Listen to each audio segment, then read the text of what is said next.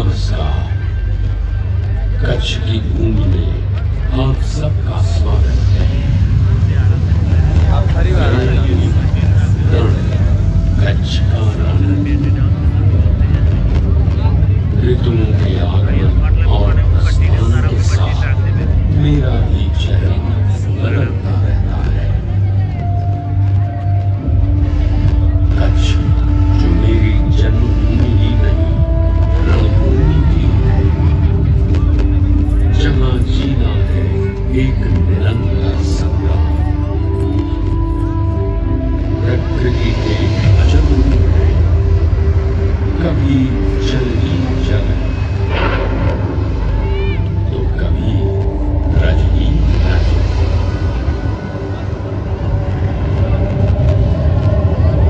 और इसी रण के मनोबल का जश्न मनाती हूँ मैं, भूमि।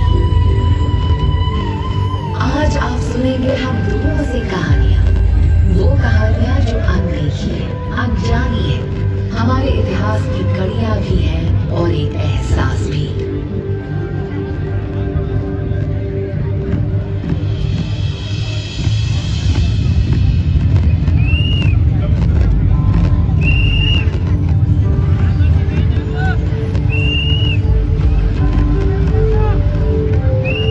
कई शताब्दियों पहले एक महानगर था, कच्छ। एक महानगर जिसकी पावन मिट्टी से जुड़ी थी एक प्राचीन सभ्यता की कहानी। 5000 साल पुरानी हड़प्पा सभ्यता। और हड़प्पा से जुड़े स्थलों में से छठा सबसे बड़ा स्थल है उत्तरी कच्छ में खड़ी द्वीप पर स्थित धोलावीरा। शानदार नगर आयोजन और शिल्प कौशल की एक बेजोड़ मिसाल।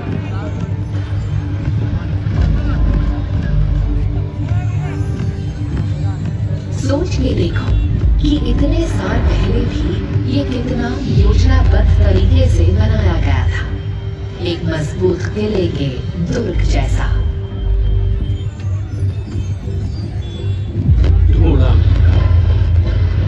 यूनेस्को ने भी मेरे इस हजारों वर्ष प्राचीन शहर को विश्व धरोहर स्थल के रूप में अंकित किया है।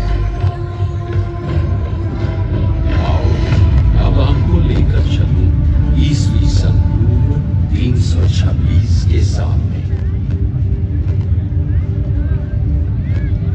सिकंदर महान, अलेक्जेंडर द ग्रेट, ये वो योद्धा था जिसने अपने शासनकाल के 13 वर्षों के दौरान प्राचीन दुनिया के बहुत बड़े साम्राज्य को खड़ा किया, जो ग्रीस से लेकर उत्तर पश्चिमी भारत तक 5000 किलोमीटर से अधिक विस्तार में फैला था। उसका नौसैनिक बेड़ा जब कच्छ से गुजरा तो मेरे अनूठे भूभाग ने उन्हें मोहित कर दिया। मेरे कच्छ सदृश आकार को देखकर उन्हें आश्चर्य हुआ।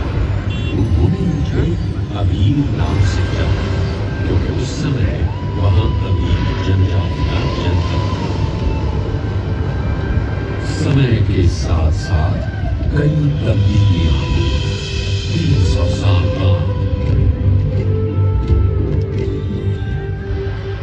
उस युग में अपनाए गए बौद्ध धर्म की विरासत आज भी मेरे पश्चिम में बसे लखपत क्षेत्र के समीप कटेश्वर क्षेत्र में सियोट की गुफाओं में दिखती है। प्रसिद्ध चीनी यात्री युन सांग 7वीं शताब्दी में अपनी भारत यात्रा के दौरान मेरे क्षेत्र से होकर ही गुजरे थे। यहाँ उत्कीर्ण मिट्टी की मोहरें भी पाई गई, जिन पर बुद्ध की छवि और आखिरी दौर की ब्राह्मी और देवनागरी लिपि लिखी थी। समय के इतिहास में बाद में ये एक शैव पूजा स्थल में तब्दील हो गया। भगवान शिव की पूजा अर्चना की संस्कृति उतनी ही पुरानी है जितनी की कच्छ में मानव सभ्यता। कोरी क्रीक के एक द्वीप पर सियोट गुफाओं के समीप है मुकेश्वर मंदिर।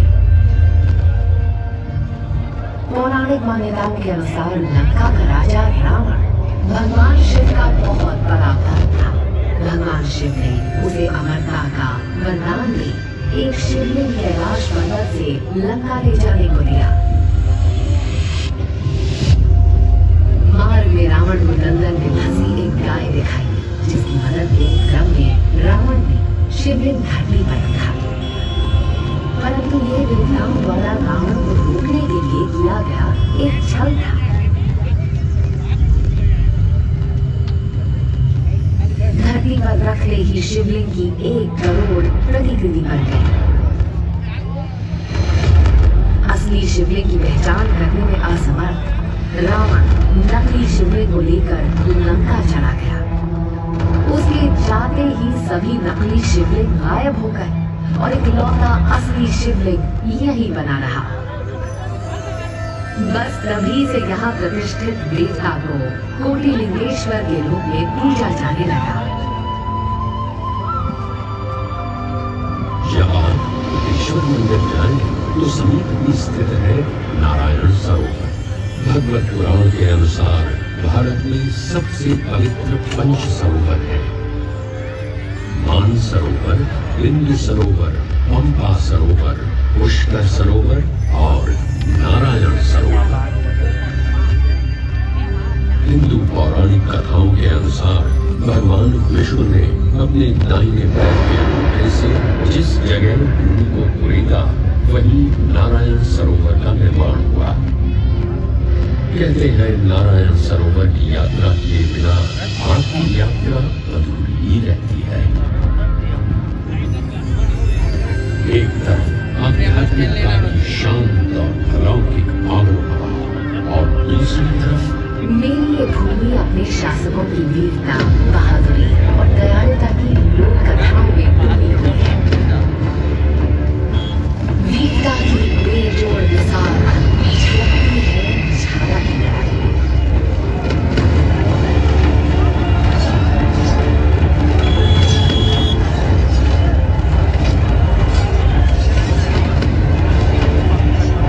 एक गद्दार पूंजा सेठ की लालच के कारण लाखों की मौत। जब पूंजा को जाडेजा राजा महाराजा राव गोजी ने दीवान नहीं बनाया, तो पूंजा ने सिंध के शासक गुलाम शाह के साथ एक साजिश रची।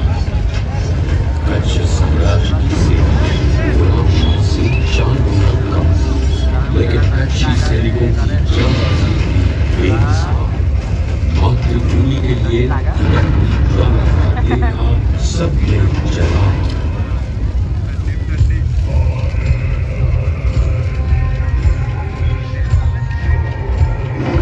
युद्ध जीतने वाले और लड़े जब उनकी आखिरी सांस। गाथा गीत बताते हैं कि इस पूरी लड़ाई में लाखों सैनिकों की जान चली गई। आज भी इस युद्ध को कच्छ जो कुरुक्षेत्र झाड़ू कहा जाता है।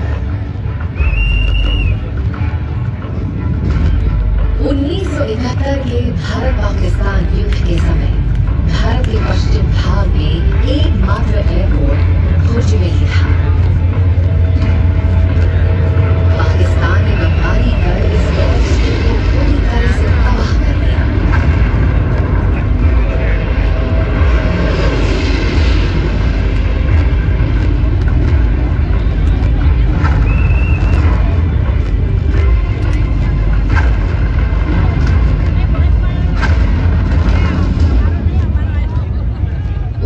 भुज की 300 महिलाओं ने रात दिन लगातार 72 घंटे काम करके इस एयर स्ट्रिप को एक बार फिर तैयार कर दिया था। कच्छ के निवासियों के लिए कुछ भी असंभव है।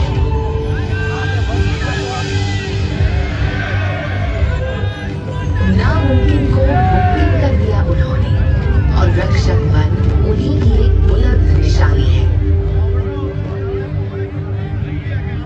और इतिहास के पन्नों में जड़ित रंगों और आध्यात्मिकता के रंगों के साथ जब यहाँ की हस्तकला के रंग जुड़ते हैं, तो कच्छ के पूरे चित्र फलक को अविस्मरणीय बना देते हैं।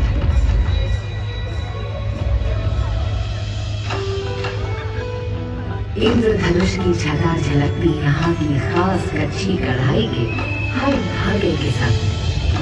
कच्ची कढ़ाई की धूम पूरे विश्व में है। महिलाएं अपने दक्ष हाथों से एक कोरे कपड़े के टुकड़े पर इतनी जहीन कढ़ाई करती है जिसे भरत कहा जाता है और जो देखते ही बनती है। कच्ची कढ़ाई की 7 विशिष्ट शैलियां हैं, जैसे सूफ, खारे, पापो, रबारी, गरसिया, जाट और सिलाई कढ़ाई की सदियों पुरानी कारीगरी और कढ़ाई में जड़े सैकड़ों दर्पण। बोलते हैं रेशमी धागों की ये विविध रंग बिरंगी दुनिया। पक्को, कटनी, चंपार, गोटन, कंदलो, नीलो, हमिया, रोगन। परंपरा है मेरे पास की, जब जाए ससुराल बेटियां तो संदूक में ले जाए 10 ऐसी पोशाकें, संग मायके की ढेर कहानियां। कच्ची कारीगरी की बात हो तो अजरक की प्राचीन तकनीक और सिंधु घाटी सभ्यता की लकड़ी की बात का जिक्र है अवश्य करूंगा।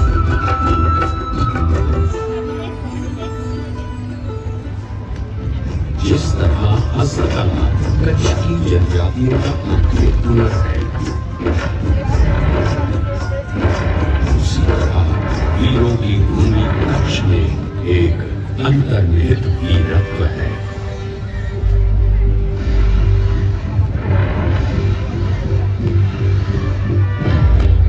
मुझे याद है वो 26 जनवरी 2001 की सुबह, जब पूरा देश गणतंत्र दिवस मनाने के लिए तैयार था।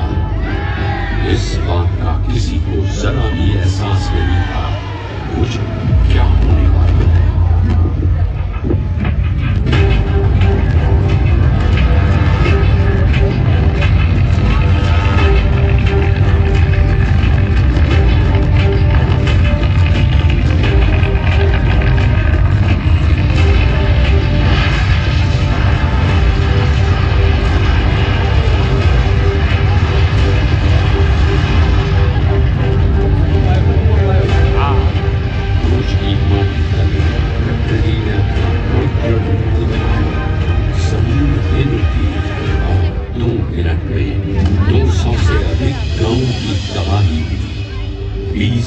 से अधिक मासूम लोगों की जान चली गई और 1.5 लाख से ऊपर निवासियों को गहरी चोटें पहुंची।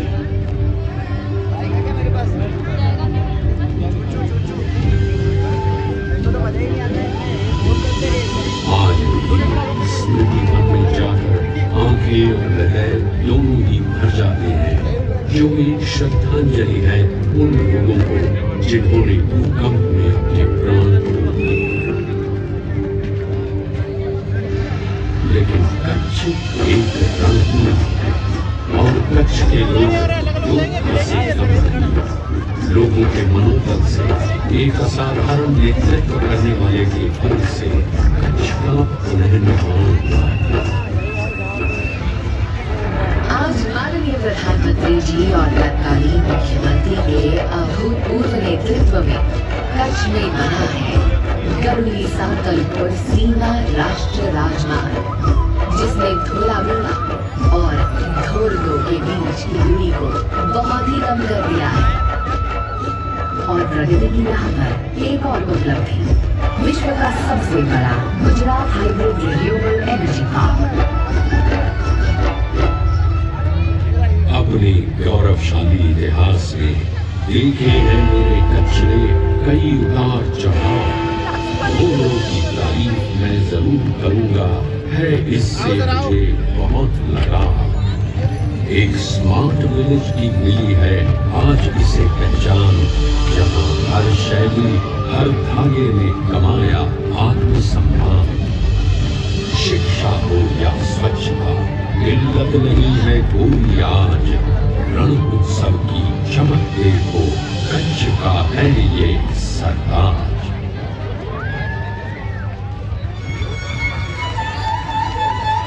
जीवन दुनिया रंगों की बरसात, अब हर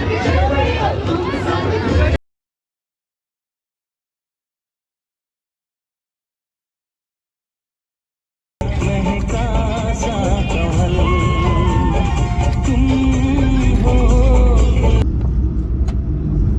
वो जोरदार